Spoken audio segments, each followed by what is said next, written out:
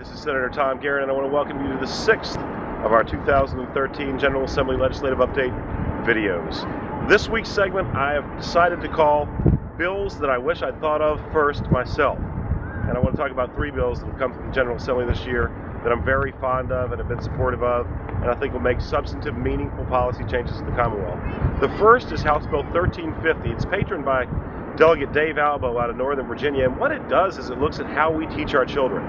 What House Bill 1350 does is seeks to remove calculators from the classroom in ages from 4th grade through 8th grade. Right now, and we had algebra instructors and other professionals come speak to this bill, our young people simply lack remedial math skills, multiplication tables, things that we learn. The education industry has said now for generation that we can't have rote memorization for multiplication tables. Well, what's happened is our kids don't know how to do these things, and they're allowed access to calculators as early as 4th grade. And so by the time they get to 9th grade, the testing that they're doing has only a 7% component of questions where they're not allowed to use calculators.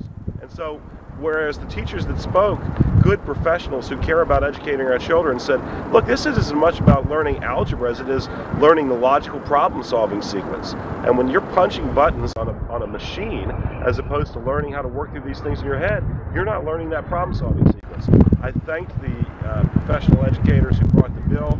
I thank Delegate Albo. I really genuinely am sick and tired of importing engineers, importing mathematicians, importing scientists. Our children can do these jobs, but we need to make sure that they get training early on to learn the fundamentals and not have an easy way out by virtue of an electronic calculator.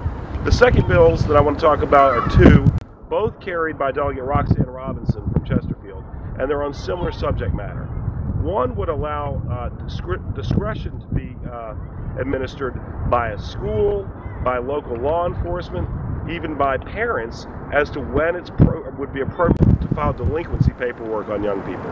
Right now, what we have is a one-size-fits-all policy arena wherein if an otherwise perfect student makes one mistake, they'll be adjudicated delinquent automatically, and the human discretionary element is removed. And this sort of one-size-fits-all policy really, I think, hurts our kids and doesn't recognize that, you know what, the human brain's not fully formed until about age 20.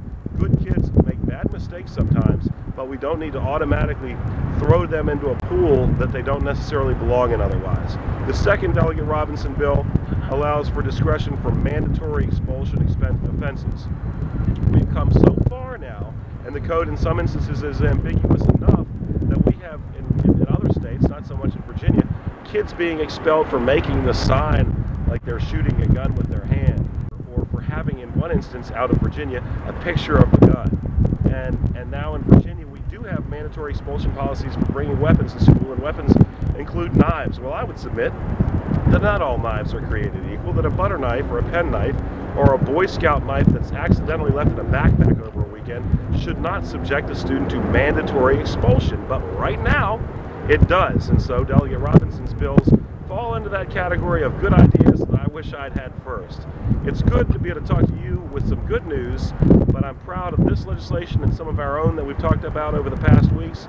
Look forward to talking to you again next week as we move towards hopefully having a complete and constructive and meaningful Virginia General Assembly session in 2013. Thank you.